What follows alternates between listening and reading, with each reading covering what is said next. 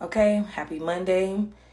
Today is a very chill day at work. Okay, I have my 2 contracts, right? I have 1 meeting for each. Both of those meetings are a check-in. So my day is very heads down and focused on what do I need to be ready for today, what I need to be ready for this week at work.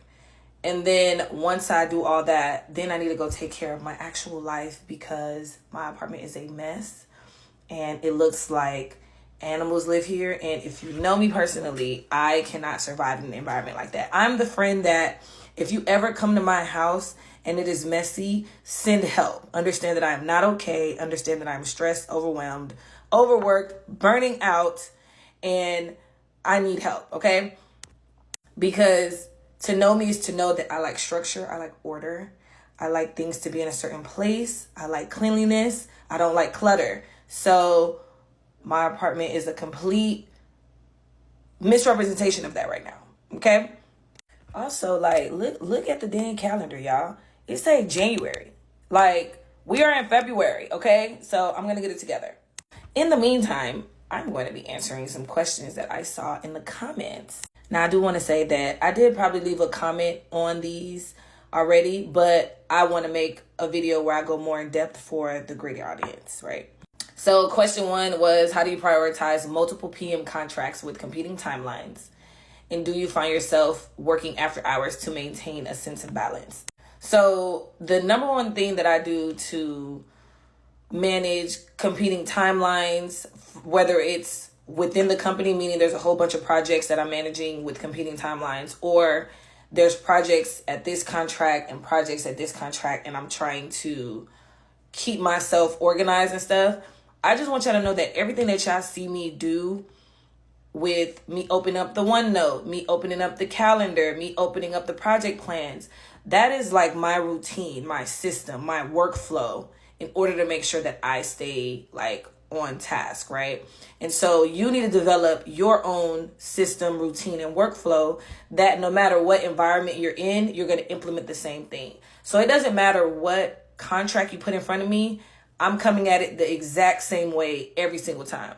Another thing I want to point out is that even though there's a lot going on at one time, I want you to know that everything is not a priority.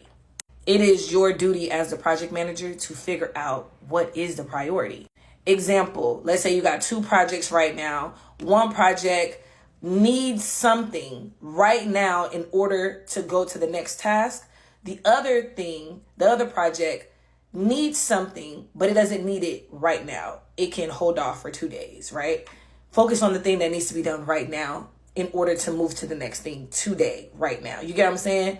And everyone is looking to you as a project manager to be able to determine what that is because you are in charge of the timeline and the schedule. So people can be saying whatever they want to say about, oh yeah, let's try to do this, let's try to do that. And it's really you as the project manager that's to kind of step in and be like, wait a minute, that's not a priority. Or another thing that you actually do is you ask the stakeholders, right? The people who this project is about, you ask them what the priority is, right? So let's go back to our example where you got this project here and this project there.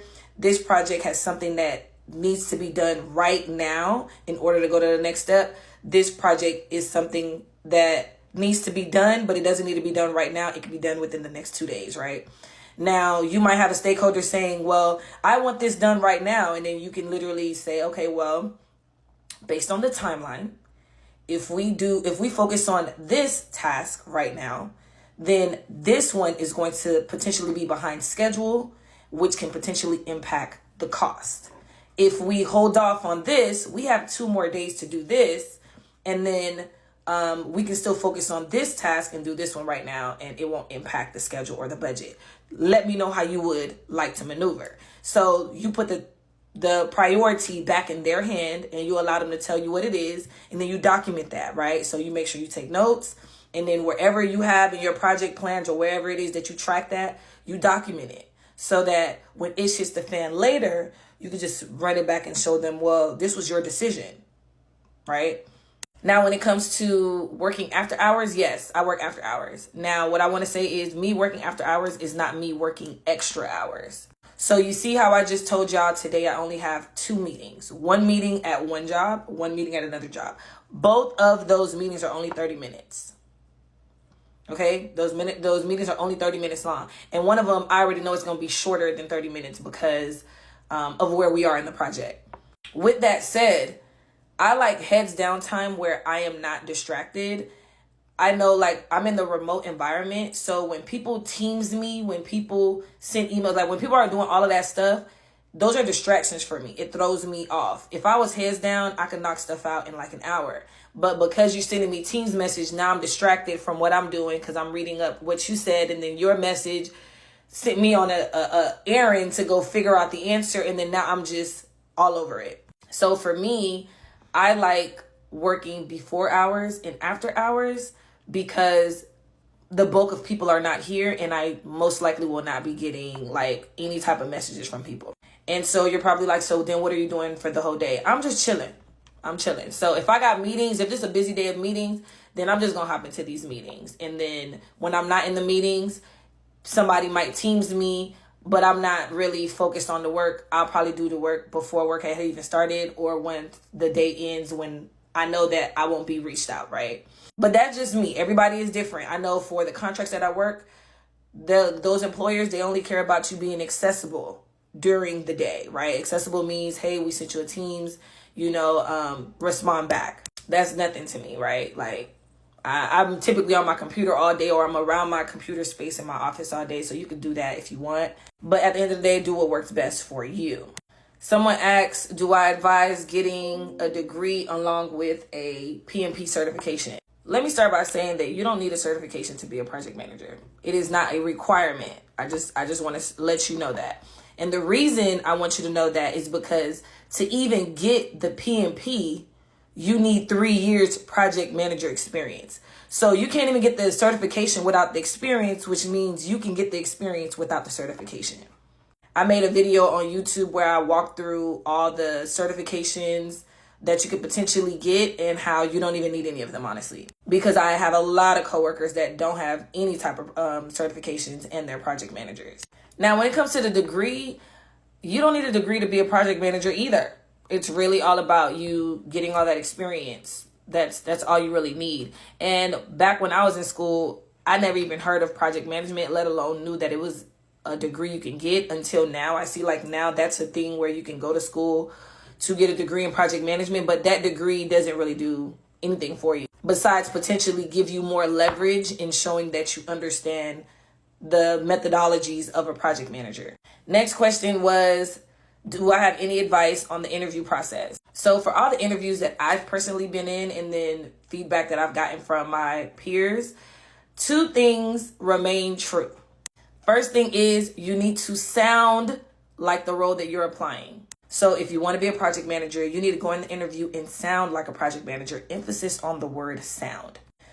Employers are not teaching you how to be a project manager. They are teaching you how to manage projects using their system at their company.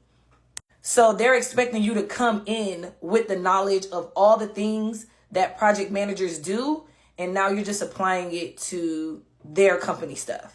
So if you get in that interview and you don't sound like what a project manager sounds like, using the language that they use, being able to answer those type of questions, then you're done.